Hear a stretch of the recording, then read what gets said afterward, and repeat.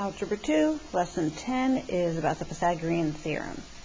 And at the beginning, we're just reviewing a couple of terms you've had before. The way things are is our first thing on our list here, and that is properties.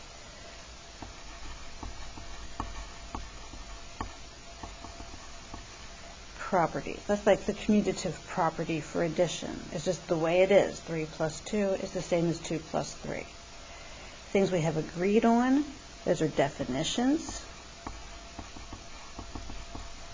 And that includes the type of definitions you're familiar with, but it's also things like the order of operations.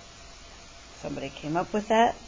These are the steps we're going to use, and we all follow that so that we're consistent. That's something we've agreed on, kind of like a definition. Now the new ones are also just kind of the way things are. It's just how it is. But these are things we can prove. Properties, not so much. They're harder to prove. But these are called theorems, like the Pythagorean theorem. Not the same as a theory. This is something that's just, it is, but we can prove it. The Pythagorean theorem is the one we're focusing on now.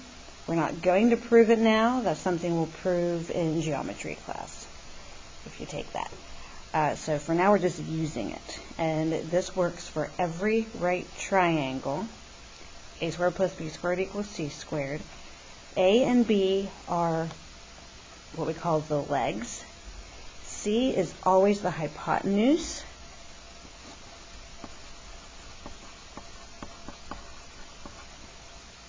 That is always the longest side. It's opposite the right angle.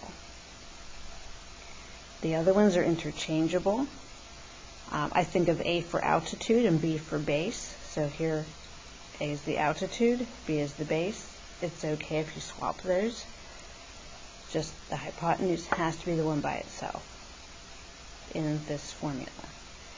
And what that's saying is if you square the length of A and the length of B, and here it's showing actual squares, the areas of these two squares always, for a right triangle, is equal to the area of the square that's made from the hypotenuse.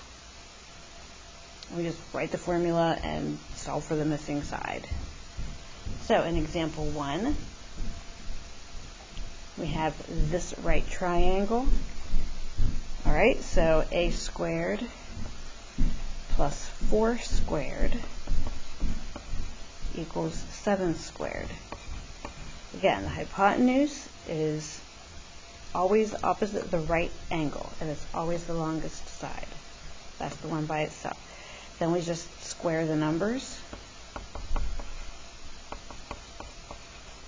Get a squared by itself.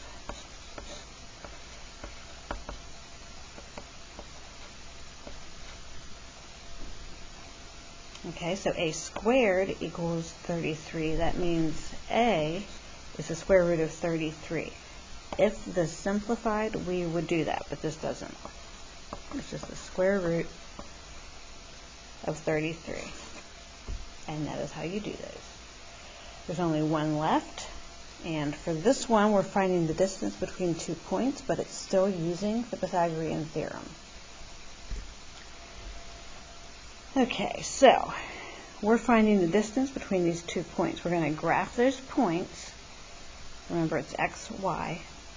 1, 2, 3, 4, 1, 2. Here's 4, 2. And then negative 3, 4. 1, 2, 3. 1, 2, 3, 4. Here are the 2 points. We're going to connect those, and that's the distance we're supposed to find. In order to do that, we're going to go straight across and then straight down, and we have made, I didn't do a good job connecting those, we have made a right triangle. This is 2, you can see it, 1, 2. This is 1, 2, 3, 4, 5, 6, 7. And then we use the Pythagorean theorem to get that distance.